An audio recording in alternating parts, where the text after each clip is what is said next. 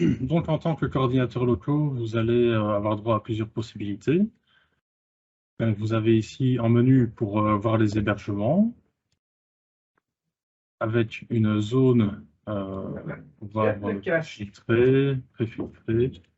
Par exemple, ici, je peux vous montrer les hébergements disponibles sur la commune de Andenne. Voilà. Vous pouvez mettre également la date de début et de fin de disponibilité de ce logement.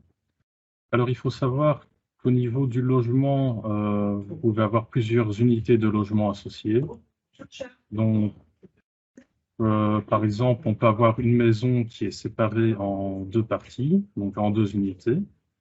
Vous les trouverez ici dans la page Recherche unité. Donc ici, on va revenir sur Andenne.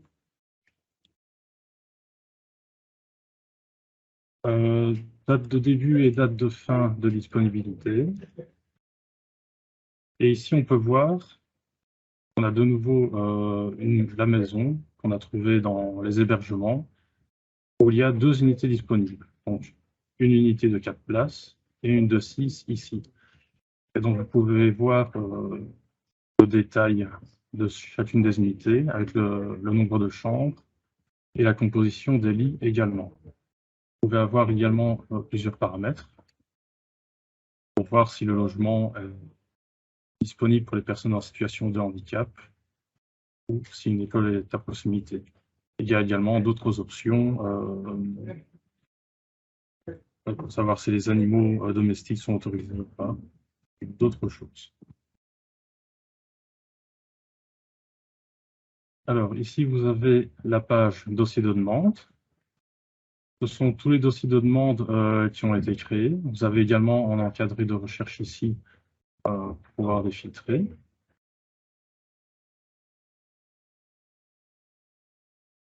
Et ici, vous avez la page pour pouvoir ajouter un dossier de demande. Donc, je vais vous faire une petite démonstration pour vous montrer un peu comment tout cela va fonctionner. Donc, pour introduire un dossier de demande, il faut d'abord rentrer en numéro de référence, en numéro de dossier. Par exemple, ici, voilà. Ici, vous pouvez mettre le degré d'urgence. Donc, si la famille a absolument besoin d'un logement immédiatement ou pas. Ici, je le mets en très élevé. Vous pouvez mettre également les coordonnées de la famille pour pouvoir les contacter. Pour ce qui est de l'attestation de protection temporaire, vous devez inscrire ici la référence et ici la date de début.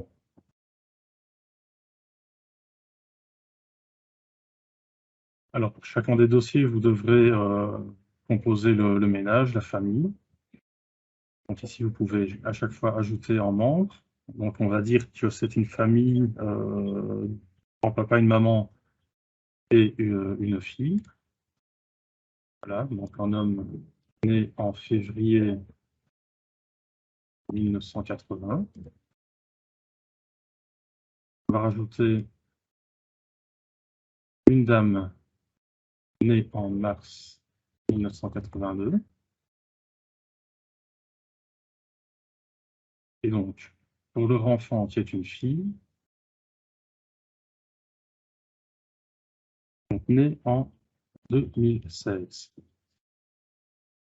Avec la date de naissance, le système arrive à repérer si c'est un enfant ou un bébé. Donc à ce moment-là, il y a de nouveaux champs qui se sont ajoutés. On peut ici noter si une école est déjà fréquentée par l'enfant et depuis quand on est fréquentée. Alors, toujours pour le dossier de demande, on peut renseigner si un animal domestiqué existe. Vous pouvez renseigner le type d'animal, chien, chat, et également la race. Ici, je vais mettre en Saint-Bernard. Alors, dans le dernier encadré, vous pouvez noter des besoins spécifiques. s'il y a des aînés, des personnes en situation de handicap, ou s'il y a une ou plusieurs personnes victimes de violences conjugales. Alors, vous avez en dernier encadré ici où vous pouvez, c'est du texte libre, vous pouvez noter ce que vous voulez.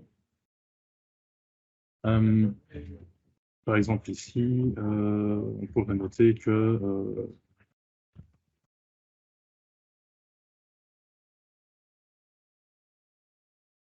le couple est en attente d'un deuxième enfant d'ici fin décembre. Voilà, une fois que vous avez complété tous les champs pour votre dossier de demande, vous pouvez le sauvegarder.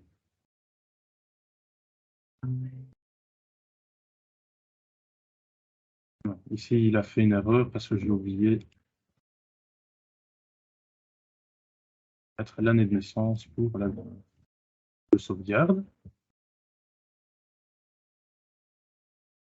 Le dossier de demande là, vous pouvez toujours le modifier ou soit l'archiver s'il n'est plus d'actualité.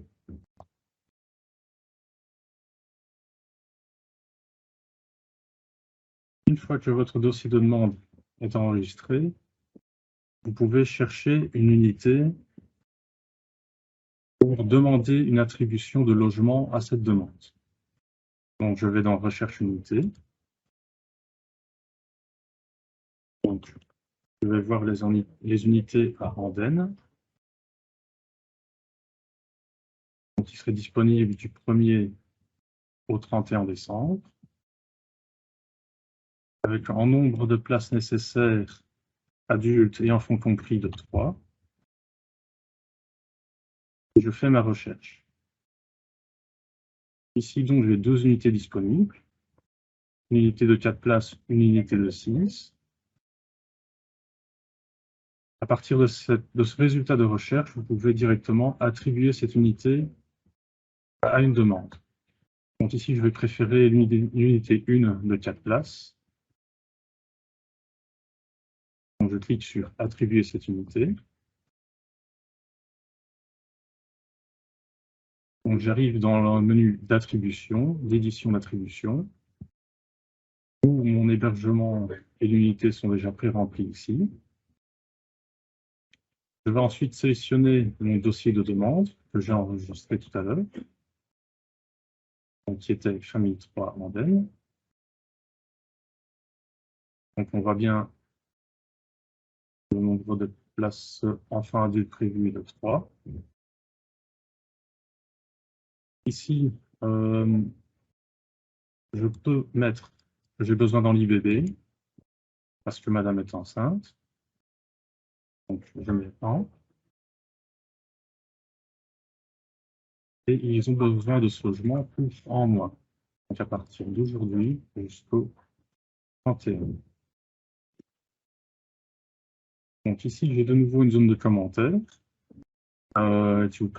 qui a du texte libre. Donc, ça peut vous permettre de justifier votre choix, de mettre des informations complémentaires par rapport à cette attribution. Ensuite, vous sauvegardez. Une fois sauvegardé, vous pouvez toujours le modifier, mais il n'est pas soumis encore à la validation de votre gouverneur. Pour le soumettre à validation, il faudra recliquer sur « Soumettre à validation ».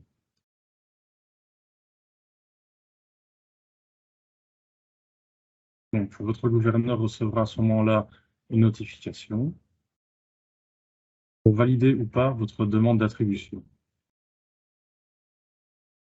Alors, votre attribution, vous pouvez la retrouver dans le dossier, sur la page attribution ici.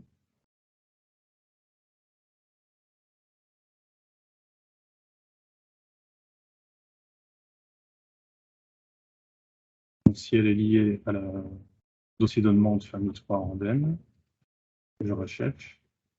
Et ici, je vois bien ma demande d'attribution qui est toujours en statut en attente. Une fois que l'attribution sera validée par votre gouverneur, vous recevrez un mail de notification et le statut sera changé en validé. Et une fois que c'est validé, vous ne pourrez plus faire de modifications.